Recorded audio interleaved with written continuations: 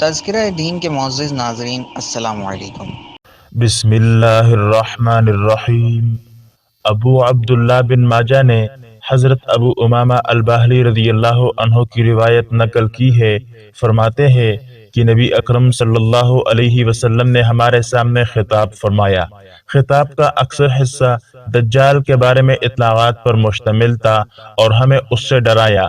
فرمایا، جب سے اللہ تعالیٰ نے حضرت آدم علیہ السلام اور ان کی اولاد کو پیدا فرمایا ہے، اس وقت سے آخر تک دجال سے بڑا فتنہ کوئی نہ ہوگا۔ اللہ تعالیٰ نے کوئی نبی ایسا نہیں بھیجا جس نے اپنی امت کو دجال سے نہ ڈرایا ہو، اور میں آخری نبی ہوں اور تم آخری امت ہو۔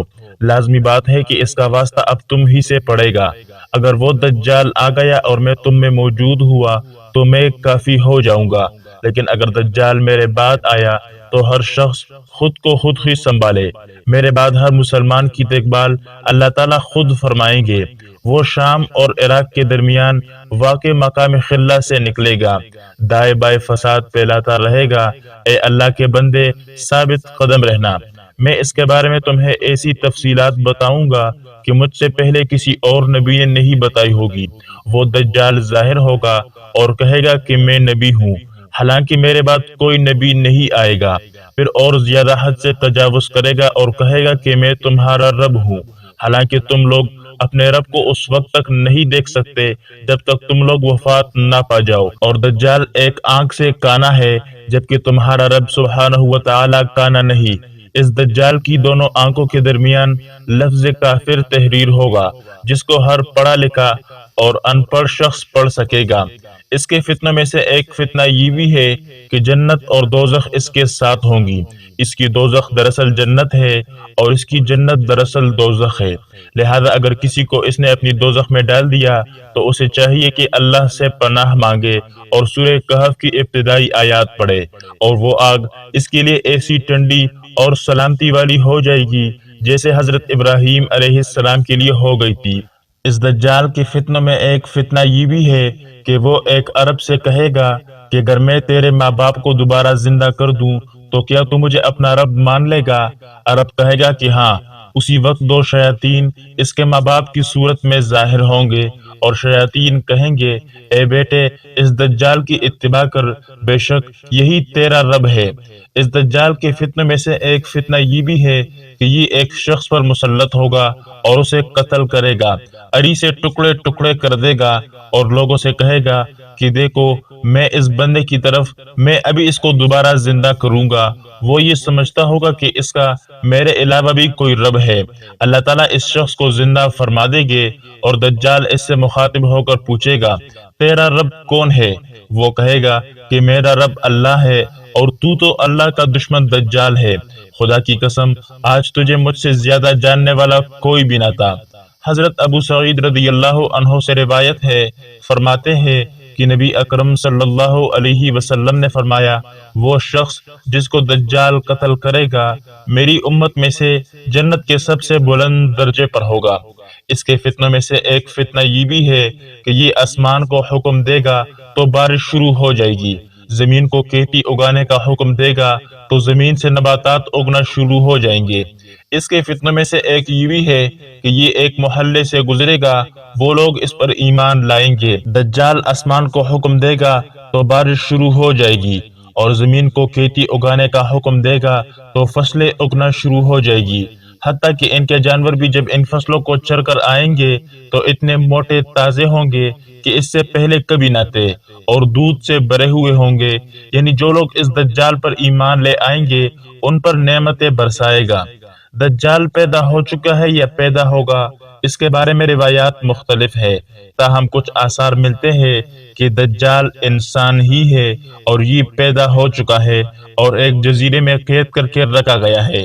قیامت کے نزدیک یہ ظاہر ہوگا، جیسا کہ صحیح مسلم میں فاطمہ بنت قیس رضی اللہ عنہ کی روایت میں مذکور ہے، اور حضرت تمیم الداری رضی اللہ عنہ کے اسلام لانے کا سبب بھی یہی ہے کہ انہوں نے ایک جزیرے میں دجال سے بات چیت کی اور پھر مدینہ آ کر اسلام قبول کر لیا۔ امام احمد بن حنبل رحمۃ اللہ علیہ حضرت جابر بن عبداللہ رضی اللہ عنہ سے نقل کرتے ہیں کہ مدینہ میں رہنے والے یہودیوں میں سے ایک عورت کے ہاں بچے کی ولادت ہوئی جس کی ایک آنکھ مسخ شدہ تھی اور اگلے دانت باہر کی طرف نکلے ہوئے تھے۔ ان حضرت صلی اللہ علیہ وسلم نے جب اس کو دیکھا تو گمان ہوا کہ کہیں یہ دجال نہ ہو، چنانچہ ایک دن ابن سیاد کو ایک درخت کے نیچے سوتے ہوئے پایا۔ سوتے ہوئے اس کے منہ سے مکھیوں کی بنبناہٹ جیسی آواز نکل رہی تھی۔ جناب نبی کریم صلی اللہ علیہ وسلم آہستہ آہستہ اس کے قریب ہو رہے تھے کہ اس کی ماں نے دیکھ لیا اور پکار کر کہا، اے عبداللہ، ابو القاسم صلی اللہ علیہ وسلم آ رہے ہیں، سنبھل لو اور وہاں سے نکل جاؤ۔ آپ صلی اللہ علیہ وسلم نے فرمایا، اللہ تعالیٰ اس کا ستیہ ناش کرے، اس کو کیا ہوا تھا کہ اس نے آواز دی؟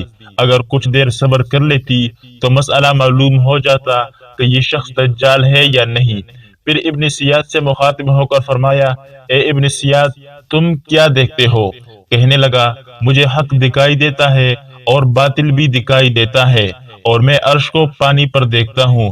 یہ دراصل شیطان کی تخت کی بات کر رہا تھا۔ آپ صلی اللہ علیہ وسلم نے فرمایا کہ میں یہ نہیں پوچھ رہا۔ پھر دریافت فرمایا، کیا تم گواہی دیتے ہو کہ میں اللہ کا رسول ہوں؟ دجال کہنے لگا کہ کیا آپ گواہی دیتے ہیں کہ میں اللہ کا رسول ہوں؟ تو آپ صلی اللہ علیہ وسلم نے فرمایا، میں اللہ اور اس کے تمام رسولوں پر ایمان لاتا ہوں، اور پھر اسے وحی چھوڑ کر روانہ ہو گئے۔ سیدنا عبداللہ بن عمر رضی اللہ عنہما سے روایت ہے کہ سیدنا عمر رضی اللہ عنہ رسول اللہ صلی اللہ علیہ وسلم کے ساتھ چند لوگوں میں ابن سیاد کے پاس گئے، حتیٰ کہ اسے بنی مغالہ کے قلعے کے پاس لڑکوں کے ساتھ کھیلتے ہوئے دیکھا۔ ان دنوں ابن سیاد جوانی کے قریب تھا، اس کو خبر نہ ہوئی، یہاں تک کہ رسول خدا صلی اللہ علیہ وسلم نے اس کی پیٹھ پر اپنا ہاتھ مارا۔ پھر آپ صلی اللہ علیہ وسلم نے اس سے پوچھا کہ کیا تو اس بات کی گواہی دیتا ہے کہ میں اللہ کا رسول ہوں؟ ابن سیاد نے آپ صلی اللہ علیہ وسلم کی طرف دیکھا اور کہا کہ میں گواہی دیتا ہوں کہ تم امیین کے رسول ہو۔ امی کہتے ہیں ان پڑھ اور بے تعلیم کو۔ پھر ابن سیاد نے رسول خدا صلی اللہ علیہ وسلم سے کہا کہ تم اس بات کی گواہی دیتے ہو کہ میں اللہ تعالیٰ کا رسول ہوں؟ آپ صلی اللہ علیہ وسلم نے اس کو اس بات کا کچھ جواب نہیں دیا اور اس سے مسلمان ہونے کی درخواست بھی نہ کی، کیونکہ آپ صلی اللہ علیہ وسلم اس کے مسلمان ہونے سے مایوس ہو گئے۔ اور ایک روایت میں سعد محملہ سے یعنی آپ صلی اللہ علیہ وسلم نے اس کو لات سے مارا اور فرمایا کہ میں اللہ پر اور اس کے رسولوں پر ایمان لایا ہوں۔ پھر رسول خدا صلی اللہ علیہ وسلم نے اس سے پوچھا کہ تجھے کیا دکھائی دیتا ہے؟ وہ بولا کہ میرے پاس کبھی سچا آتا ہے اور کبھی جھوٹا، یعنی یہ شیطان کے جاسوسوں کی بات کر رہا تھا۔ رسول خدا صلی اللہ علیہ وسلم نے فرمایا کہ تیرا کام گڑبڑ ہو گیا، یعنی مخلوط حق و باطل دونوں سے۔ پھر آپ صلی اللہ علیہ وسلم نے فرمایا کہ میں تجھ سے پوچھنے کے لیے ایک بات دل میں چھپائی ہے۔ ابن سیاد نے کہا کہ وہ دعا ہے۔ رسول خدا صلی اللہ علیہ وسلم نے فرمایا کہ ذلیل ہو تو اپنی قدر سے کہاں بڑھ سکتا ہے؟ سیدنا عمر رضی اللہ عنہ نے کہا، یا رسول اللہ، مجھے چھوڑیے کہ میں اس کی گردن مارتا ہوں۔ رسول خدا صلی اللہ علیہ وسلم نے فرمایا، اگر یہ وہی دجال ہے تو اس کو مار نہیں سکے گا، اور اگر یہ وہ دجال نہیں تو تجھے اس کا مارنا بہتر نہیں ہے۔ حضرت جابر رضی اللہ عنہ فرماتے ہیں کہ نبی کریم صلی اللہ علیہ وسلم ہمیشہ فکر مند رہے کہ کہیں وہ دجال نہ ہو۔ سیدنا ابو سعید خدری رضی اللہ عنہ سے روایت ہے کہ ہم حج یا عمرے پر نکلے اور ہمارے ساتھ ابن سیاد یا ابن سعید بھی تھا جو دجال مانا جاتا تھا۔ ایک منزل میں ہم اترے، لوگ ادھر ادھر چلے گئے اور میں اور ابن سیاد دونوں رہ گئے۔ مجھے اس وجہ سے اس سے سخت وحشت ہوئی کہ لوگ اس کے بارے میں جو کہا کرتے تھے کہ یہ دجال ہے۔ ابن سیاد اپنا اسباب لے کر آیا اور میرے اسباب کے ساتھ رکھ دیا۔ مجھے اور زیادہ وحشت ہوئی۔ میں نے کہا کہ گرمی بہت ہے، اگر تو اپنا اسباب اس درخت کے نیچے رکھے تو زیادہ بہتر ہے۔ اس نے پھر ایسا ہی کیا۔ پھر ہمیں بکریاں دکھلائی دی۔ ابن سعید گیا اور دودھ لے کر آیا اور کہنے لگا کہ اے ابو سعید، دودھ پی لے۔ میں نے کہا کہ گرمی بہت ہے اور دودھ زیادہ گرم ہے، اور دودھ نہ پینے کی اس کے سوا کوئی اور وجہ بھی نہیں تھی کہ مجھے اس کے ہاتھ سے پینا برا معلوم ہوا۔ ابن سعید نے کہا، اے ابو سعید، میں نے قصد کیا ہے کہ ایک رسی لوں اور درخت میں لٹکا کر اپنے آپ کو پھانسی دے دوں۔ ان باتوں کی وجہ سے جو لوگ میرے حق میں کہتے ہیں، اے ابو سعید، رسول خدا صلی اللہ علیہ وسلم کی حدیث اتنی کس سے پوشیدہ ہے جتنی تم انصار کے لوگوں سے پوشیدہ ہے؟ کیا تم سب لوگوں سے زیادہ رسول خدا صلی اللہ علیہ وسلم کی حدیث کو نہیں جانتے؟ کیا آپ صلی اللہ علیہ وسلم نے نہیں فرمایا کہ دجال کافر ہوگا اور میں تو مسلمان ہوں؟ آپ صلی اللہ علیہ وسلم نے یہ نہیں فرمایا تھا کہ دجال لا ولد ہوگا، یعنی اس کی اولاد نہیں ہوگی، اور میری اولاد مدینہ میں موجود ہے؟